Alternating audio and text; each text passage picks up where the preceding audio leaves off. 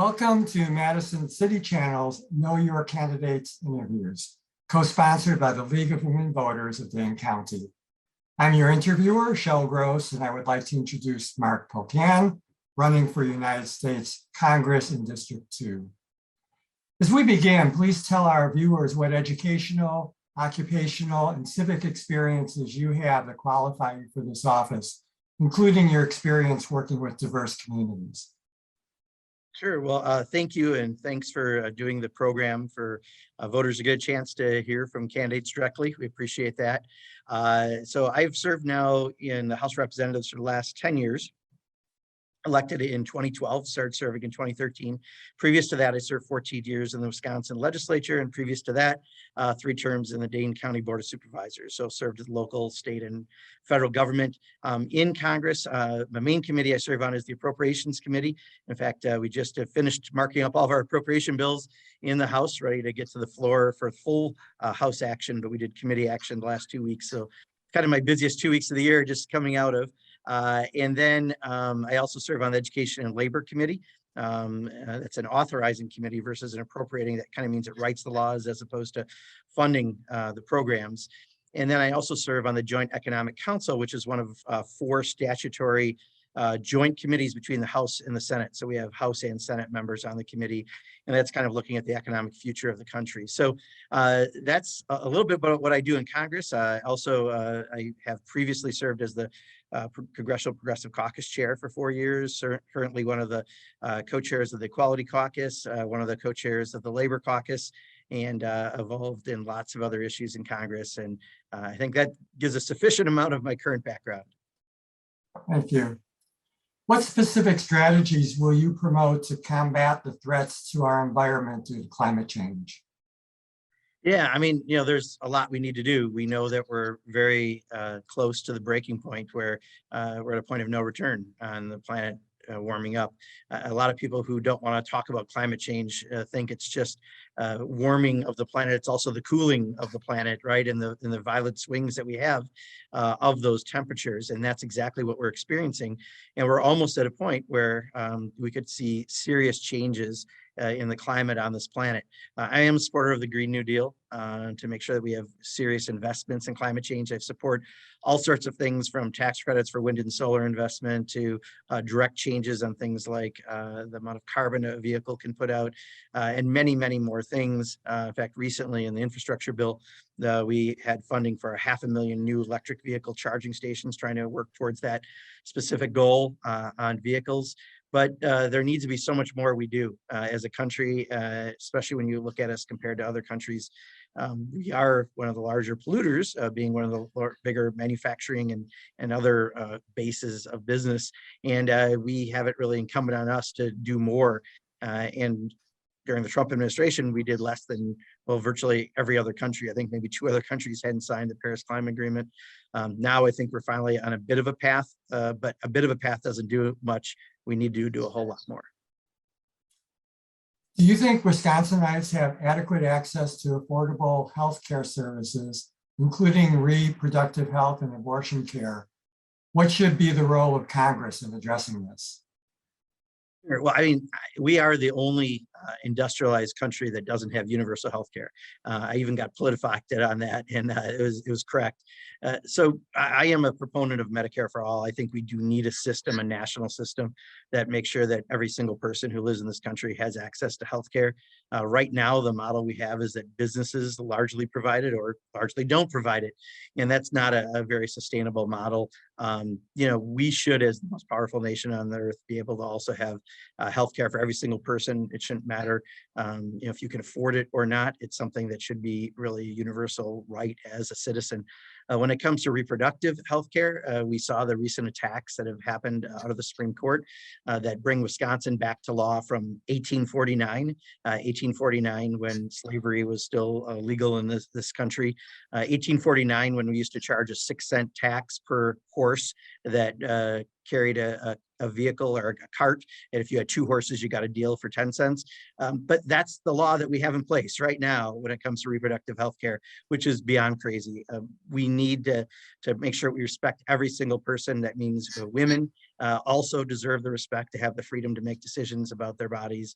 And I think, we need to do what we did in the House, which is codify Roe into law, but we need the Senate to do it. And right now, with a 50-50 Senate with rather arcane rules in the Senate, it's difficult to get that done.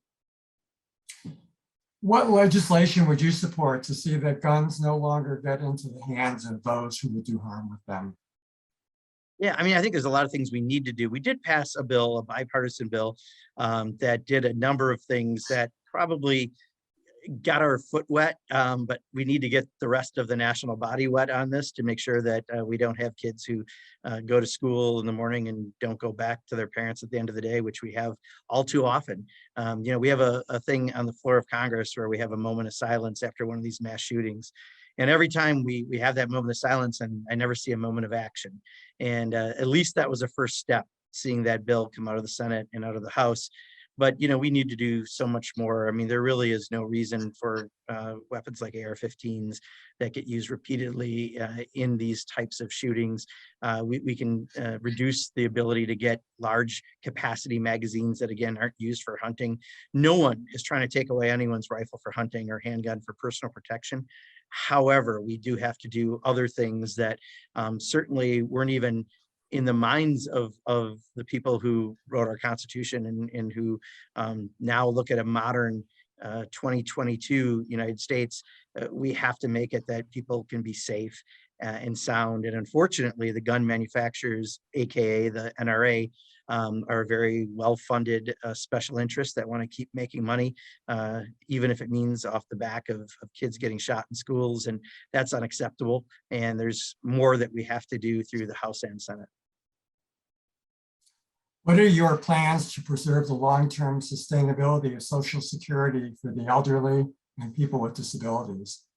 So I'm going to probably forget the exact name of the bill, but I know the author is John Larson from Connecticut. I think it's called Social Security 2100, but I could be wrong on that. But it's a bill that would actually do a number of things that we need to do with Social Security. One, it would lift the cap. Right now, when you make about 146,000, you don't pay another dime into Social Security. It's actually a regressive tax that the poor pay more than the wealthiest, which is the opposite of how we do taxation in this country.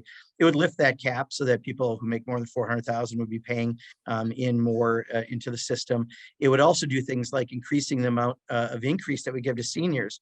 Right now, seniors got a little extra money because there's inflation and the consumer price index is up, but the consumer price index is linked to that increase. But generally, seniors spend more money on things like medicine than they do on gasoline. And because of that, we should have what's called the CPI-E, which takes into consideration the expenses that seniors spend and have it tied to that. This bill does that. And it does a number of other things to make sure that we have Social Security long into the future, but also that we are recognizing that, what a senior spends money on may be different than others, and we have to consider that when we provide those increases.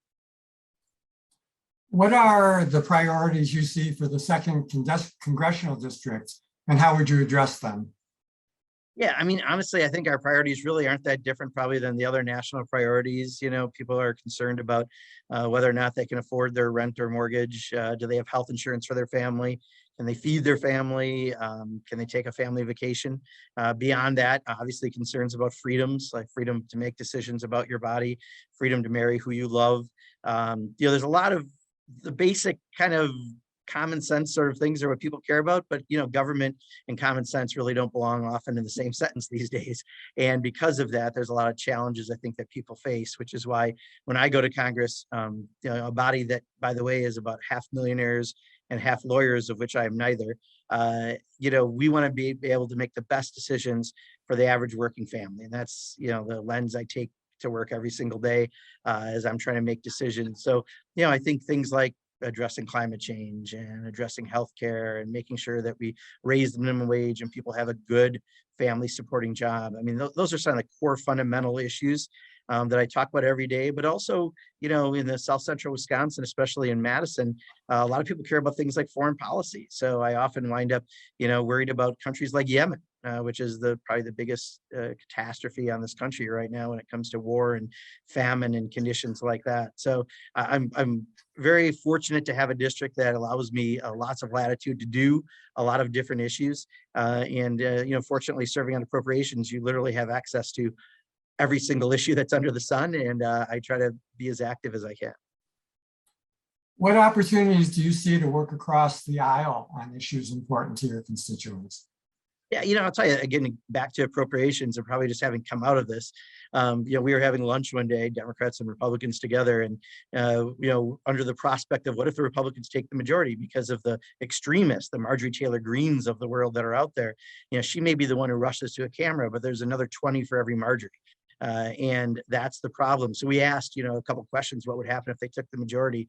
And the response was, well, I think there'll be Democrats, there'll be Republicans, and there'll be appropriators. I'm spoiled because the committee I serve on has your more traditional Republican, where you can disagree on policy, but you can do it without being disagreeable. We're going to work together on other issues. So my day-to-day existence, quite honestly, I don't have Marjorie Taylor Greene on a committee. Of course, no one does because she's not on a committee because she can't handle one. But unfortunately, there are too many people like that who are now in Congress. I mean, when the Tea Party came in a decade ago, they were kind of the fringe. Well, now they're the moderates within the Republican Party. And we've got this new Q element and this Trump element that really have made it very difficult. So I'm fortunate I can work with Republicans on a regular basis on appropriations, and I do. But, having served in government for now 30 years, I am sad to watch the current situation that we're in. What would you like to say to the viewing audience as we complete this interview?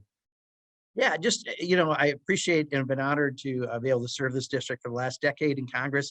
I go in there every day trying to do my very best and try to remember the average person because that's who I'm elected by. Try to stand up to the special interest in Washington, which is not an easy task. There are over 15,000 lobbyists for special interest in Washington, 1,500 alone for big pharma. You wonder why we pay too much for drugs. Well, that's pretty obvious why when you start to look at that. So I don't take corporate PAC money, for example, and I try to do my day-to-day existence in Congress, keeping in mind the average family that's in South Central Wisconsin. Should I be given the opportunity to do that for another decade? I would love to do that, and really appreciate the honor of being able to serve in Congress, and would love to do it for another 2 years. I want to thank Mark for speaking with us today and the viewing audience for taking the time to know your candidates. I want to remind everyone that election day for those candidates involved in the primary is Tuesday, August 9th, and the fall election is on Tuesday, November 8th. And as with every election, please vote. On behalf of Madison's City Channel and the League of Women Voters of Dane County, thank you for joining us.